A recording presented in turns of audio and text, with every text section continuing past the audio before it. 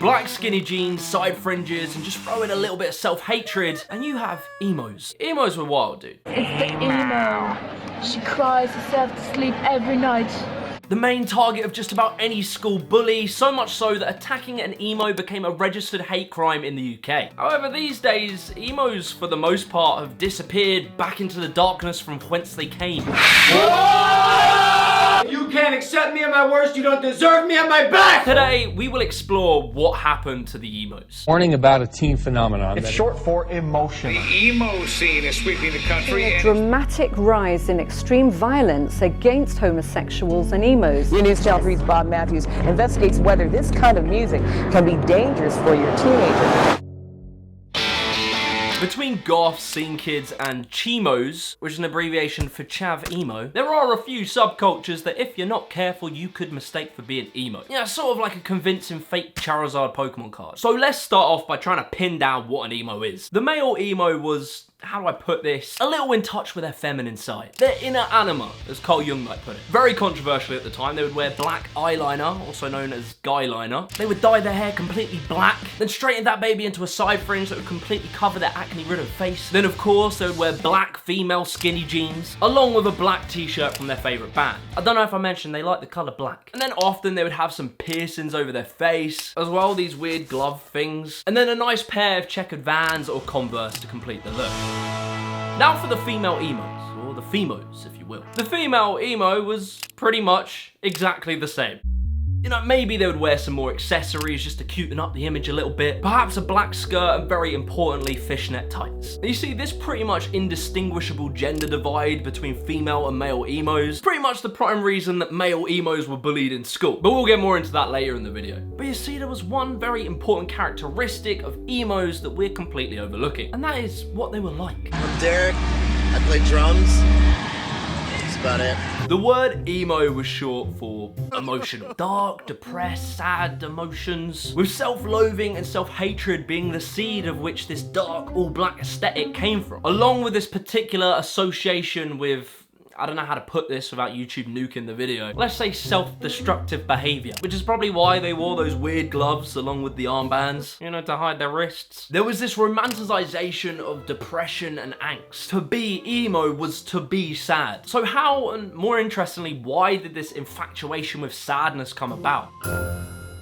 Before we carry on with the video, I want to give a massive shout out to HelloFresh for sponsoring. Now, if you're like me, you might be a little bit lazy when it comes to cooking. Like when I'm starving hungry, the last thing I want to do is flick through a ton of recipes to find out it was just average. That's where HelloFresh comes in. So I got 3 meals. This right here was one of them. It's the bacon crusted cheese and spinach penne bake. And I kid you not, it genuinely tasted like something from an Italian restaurant. It comes with these cards that have a list of the ingredients. It's really simple. You got 6 instructions to follow.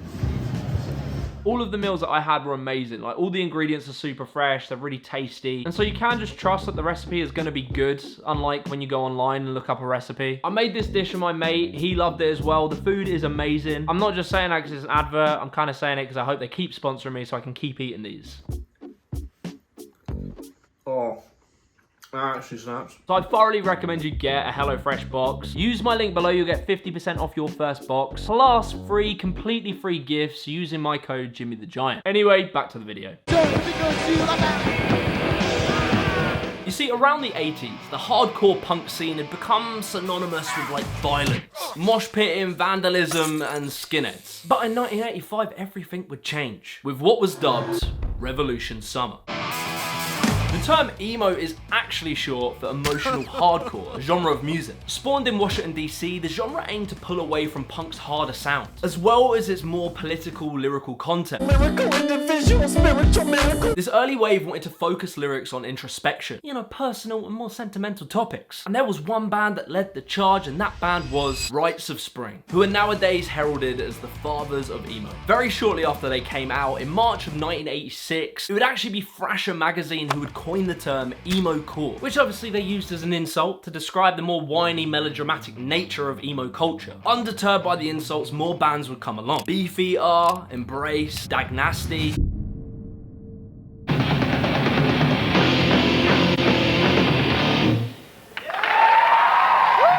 But But you see, it wouldn't be until the 90s where this small niche would break out of the grips of Washington DC and spread into Midwest America, sparking the second wave of emo. Sunny Day Real Estate, The Promise Ring, Cap and Jazz. This evolution solidified a more loyal fan base of emo culture, as the lyrical content doubled down on being introspective and deep. The youth of the day could connect to it. They felt that it spoke to their sadness, their troubles, and ultimately spoke to what you could refer to as being a social outcast.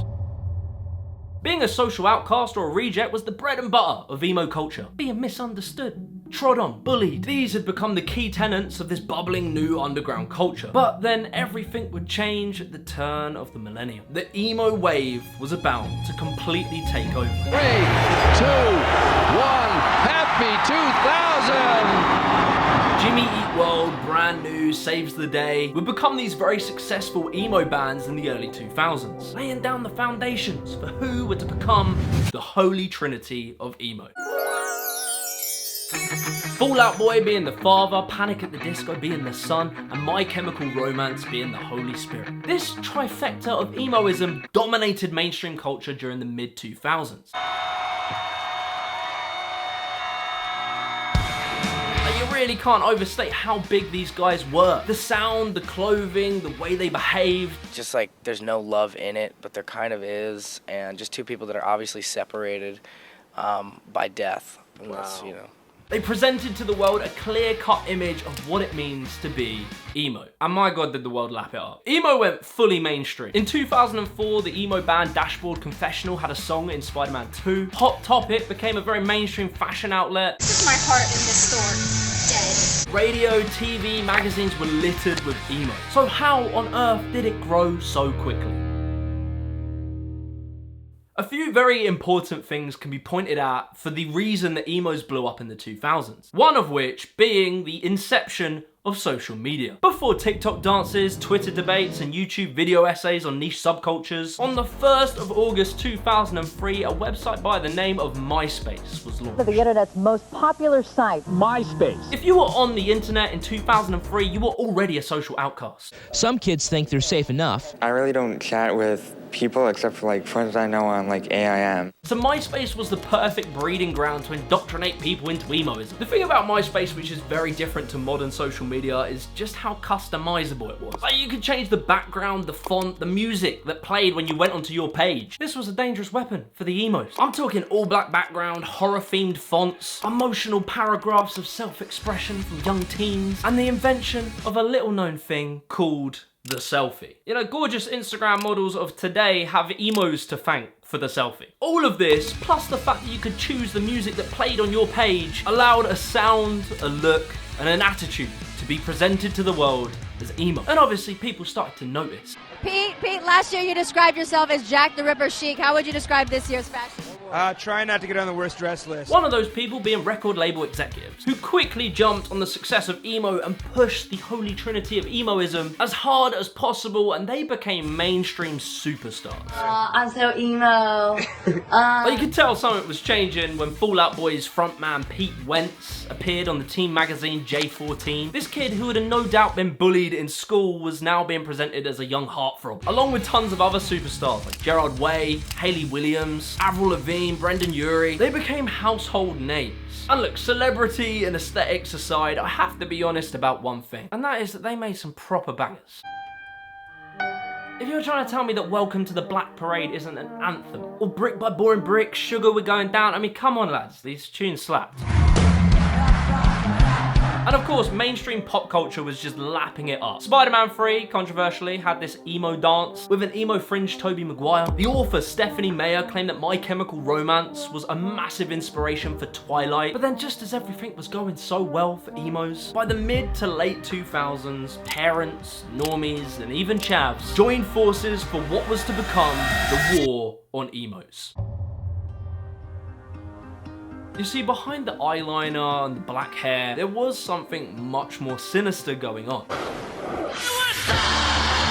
The sound is intense, look distinctive, feeling dark and angry.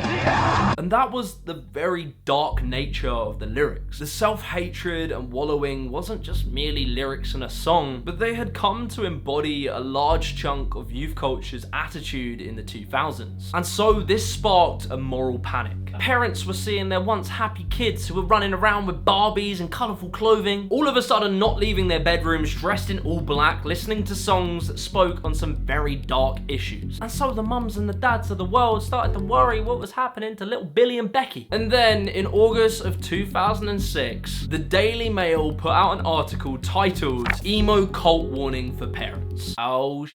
The article reads, "What worries me is that teenagers are less equipped to manage strong emotions, and a cult of suicide could have real and horrible consequences. It is irresponsible for the fashion and music cultures to encourage it." After the tragic passing of Hannah Bond in 2008, the emo cult was being held as responsible for her passing. The Daily Mail wrote an article saying, "Girl 13 hacked herself after becoming obsessed with emo cult rock band." And in that article, they pointed their finger at one band in particular. 2 weeks before her passing, she started following US band My Chemical Romance.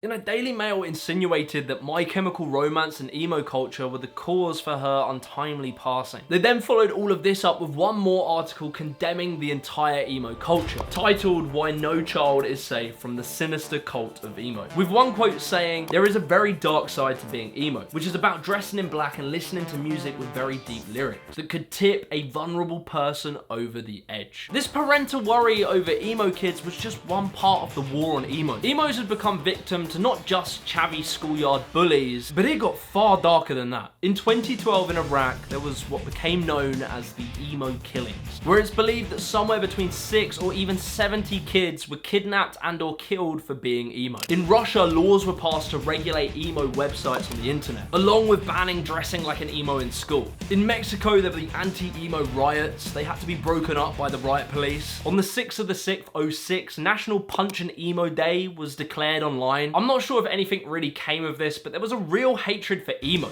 Like, it got out of hand and it became disgusting. And the irony of all this backlash was the fact that emos considered themselves outcasts anyway. If the objective of these people were to make them not want to be emos, this wasn't helping. This was further making them outcasts. But I have to give the emo world a pat on the back because they did stand up for themselves. They wrote an article calling people that listen to our music or fans of us a cult. Daily Mail! And that nothing is worth hurting yourself over!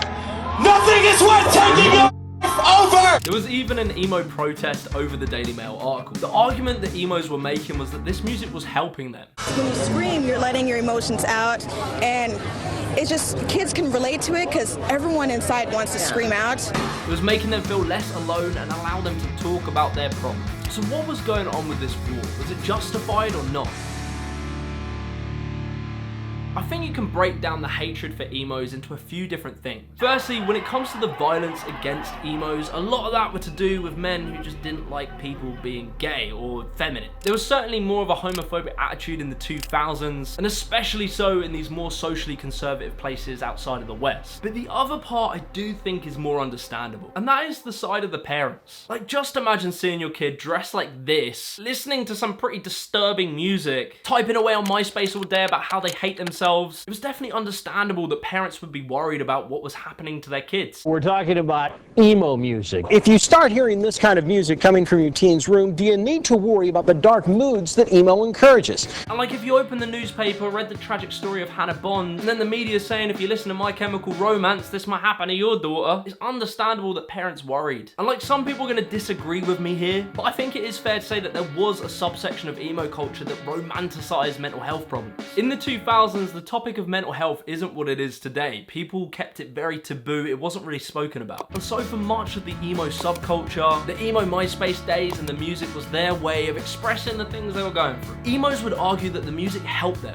It was cathartic for them to hear other people going through the issues that they were. You see, there is an issue with that argument. If you're a young person and you're going through some kind of depression and you constantly surrounded yourself with negativity on MySpace, which then led to Facebook, which then led to the even worse first platform being Tumblr, a platform that is synonymous with people with severe mental health problems who would literally post aesthetic looking memes around dark issues, all the while you're listening to this music that is very, very depressing. All of that just cannot be good for you. And in fact, there are studies done on this that back that up. I mean, I thought it was just common sense, but whatever. Whilst all that might be true, there is one thing we're missing. I don't think that the by and large mainstream audience of emo was like that. Perhaps they weren't true emos.